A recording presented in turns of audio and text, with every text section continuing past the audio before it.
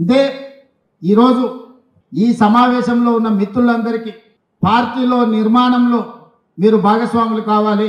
ఈరోజు మీకు పిసిసి అధ్యక్షుడు ఇచ్చే బాధ్యతను మీరు బాధ్యతాయుతంగా నెరవేర్చాలి.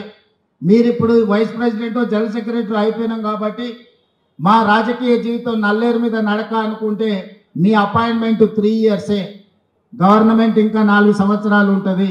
దాదాపు 3.5 సంవత్సరాలు, ఒక 6 నెలలు ఎట్లాగూ 2029లో ఎన్నికలు వస్తాయంటుంది కాబట్టి ఇంకా 4 ఏళ్ళు ప్రభుత్వం ఉంటుంది.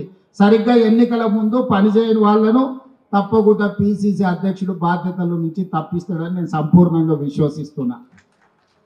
అందుకే ఈరోజు ఇక్కడ ఉన్న వాళ్ళు గ్రామ కమిటీలు, మండల కమిటీలు, జిల్లా కమిటీల నిర్మాణంలో, పార్టీని బలోపేతం చేయడంలో, సంక్షేమ పథకాలను ప్రజల దగ్గరికి తీసుకెళ్లడంలో, సంక్షేమ పథకాలు అందని ప్రజలకు ఆ పథకాలను అందుబాటులోకి తీసుకొచ్చి వాళ్ళ తరఫున ప్రభుత్వంతో సమన్వయం చేయడంలో మీరందరూ బాధ్యత తీసుకోవాల్సిన అవసరం ఉన్నది.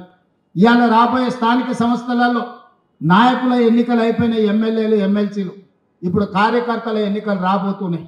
కార్యకర్తల ఎన్నికల్లో ఎవరైతే కష్టపడతారో, కార్యకర్తలను కష్టపడి ఎవరైతే గెలిపించుకుంటారో వాళ్ళు తిరిగి నాయకులుగా రాష్ట్ర స్థాయికి ఎదుగుతారు. అందుకే ఈరోజు పార్టీ నిర్మాణంలో భాగస్వాములు కావాలి. స్థానిక సంస్థల ఎన్నికల్లో పార్టీ కార్యకర్తలను గెలిపించుకోవాలి. అప్పుడే పార్టీ బలోపేతం అవుతుంది.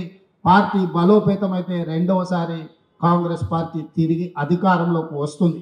రెండవసారి అధికారంలోకి రావడం మీ చేతుల్లోనే ఉంది. ఇవాళ ఈ వేదిక మీద నుంచి నేను ఒక్క మాట చెప్పదలుచుకున్న మిత్రులందరికీ, 94 నుంచి 2004 వరకు 2 సార్లు తెలుగుదేశం పార్టీ ఆనాడు అధికారంలో ఉన్నది. 2004 నుంచి 2014 వరకు ఆనాడు కాంగ్రెస్ పార్టీ 2 సార్లు అధికారంలో ఉన్నది. 2014 నుంచి 2023 వరకు టీఆర్ఎస్ 2 సార్లు అధికారంలో ఉన్నది. 2023 నుంచి 2033 వరకు 10 సంవత్సరాలు కాంగ్రెస్ పార్టీ తప్పకుండా అధికారంలో ఉంటుంది. ఈరోజు ఎవరెవరైతే పార్టీ కోసం పనిచేస్తారో ఈ 10 సంవత్సరాలలో మిమ్మల్ని కాపాడుకున్న బాధ్యత పార్టీ తీసుకుంటుంది. మీనాక్షి నటరాజన్ గారు తీసుకుంటారు. ఈరోజు పార్టీకి ఆ తర్వాత తరం మీరు తెచ్చుకోవాలి. నేను 10 ఏళ్ళ అధికారాన్ని నడిపించే వరకు నేను బాధ్యత తీసుకుంటా. ఆ తర్వాత అధికారంలోకి తీసుకొచ్చి నడిపించాల్సిన బాధ్యత మీరందరూ తీసుకోవాలి. ఈరోజు మిత్రులారా, పార్టీ నిర్మాణంలో కీలక భాగస్వామ్యం తీసుకోండి. పార్టీని నిర్మించడంలో ముందు ఉండండి. ఇవాళ కాంగ్రెస్ పార్టీ జాతీయ స్థాయిలో సంక్షేమ పథకాలు కావచ్చు, ఆడబిడ్డలకు ఉచిత ప్రయాణం కావచ్చు, లేకపోతే ఆడబిడ్డలకు రుణమాఫన 0% వడ్డీ కావచ్చు. ఈరోజు నిరుద్యోగ యువకులకు సంబంధించి దేశంలోనే మొదటి సంవత్సరంలో 60,000 ప్రభుత్వ ఉద్యోగాలు ఇచ్చిన రాష్ట్రం ఏదైనా ఉంది అని అంటే అది తెలంగాణ రాష్ట్రం. మన కాంగ్రెస్ పార్టీ అధికారంలోకి వచ్చిన తర్వాతనే సాధ్యమైంది. 10 సంవత్సరాలు వాళ్ళు ఉద్యోగాలు ఇవ్వలే. ఆనాడు నోటిఫికేషన్లు ఇస్తే పరీక్షలు లేవు, పరీక్షలు పెట్టే ప్రశ్నపత్రాలు జిరాక్స్ సెంటర్లలో పల్లి బఠానీలు అమ్ముకునే పరిస్థితి. పబ్లిక్ సర్వీస్ కమిషన్ అంటే అదొక దళారుల అడ్డగా మార్చింది. కానీ మనం వచ్చిన తర్వాత వీటన్నిటిని ప్రక్షాళన చేసి 60,000 ప్రభుత్వ ఉద్యోగాలు ఇవ్వడం జరిగింది. అదేవిధంగా విద్యకు సంబంధించి టీచర్ల బదిలీలు 10 ఏళ్ళు చేయలే, 16 సంవత్సరాలు ప్రమోషన్లు ఇవ్వలే.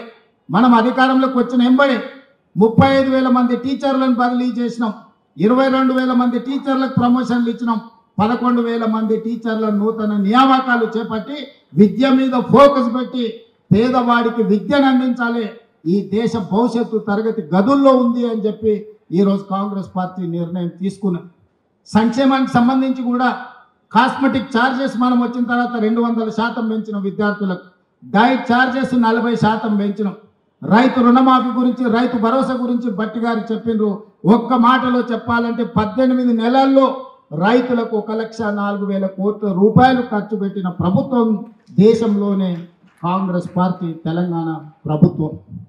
ఇట్లా విద్యకు సంబంధించి ఇంటిగ్రేటెడ్ రెసిడెన్షియల్ స్కూల్స్ కావచ్చు, ఇంటిగ్రేటెడ్ స్కిల్స్ యూనివర్సిటీ కావచ్చు, ఇంటిగ్రేటెడ్ స్పోర్ట్స్ యూనివర్సిటీ కావచ్చు, ఇట్లా ప్రతి విషయంలో ఈరోజు కాంగ్రెస్ పార్టీ ఆదర్శంగా నిలబడి ముందుకు వెళ్తుంది.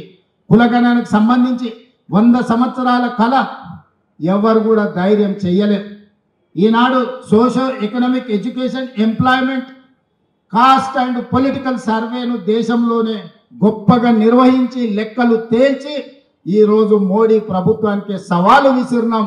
ఇవాళ రాహుల్ గాంధీ గారు పార్లమెంట్లో తెలంగాణ మోడల్లో కులగణన చెయ్యాలని పోరాటం మొదలుపెట్టి మనం జంతర్ మంతర్లో ధర్నా చేస్తే కేంద్ర ప్రభుత్వం మెడలు వంచి ఈరోజు కేంద్ర ప్రభుత్వం ఇవాళ జనగణనలో కులగణన చేస్తామని చెప్పి కేంద్ర ప్రభుత్వం ముందుకు రావాల్సిన పరిస్థితి ఈరోజు మనం కల్పించినాం. నువ్వు 4 నెలలు 5 నెలలు నువ్వే జైలు ఉంటివి. జోక్ జేక్ తెరపాలి.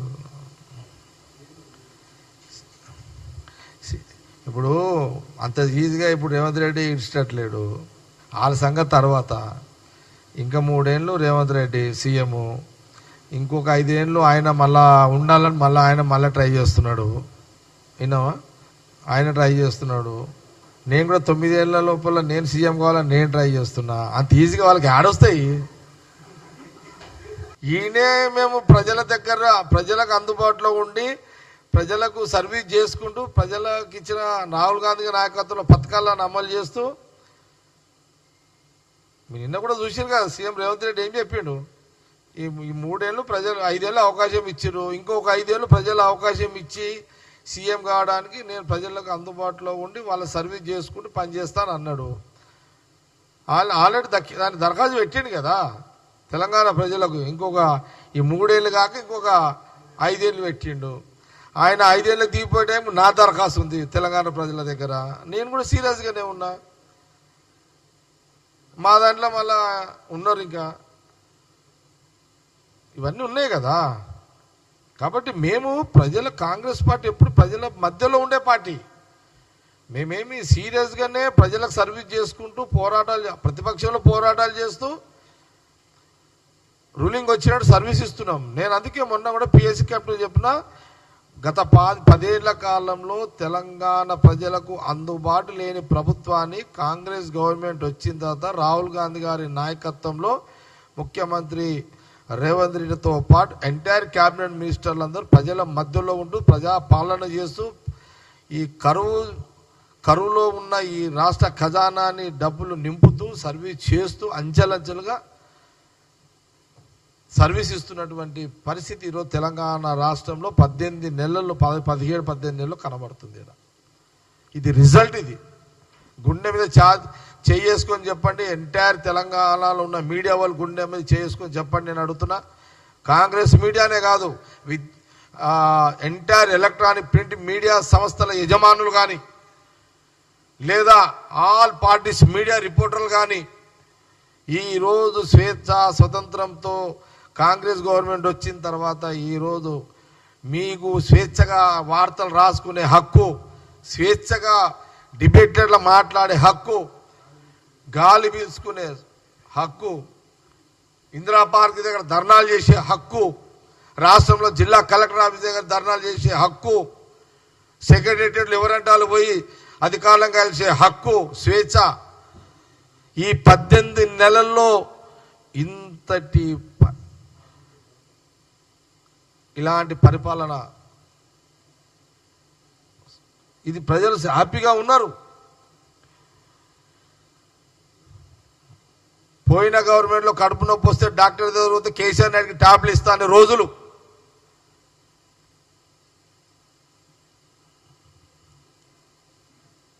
కానీ ఈ పాలనలో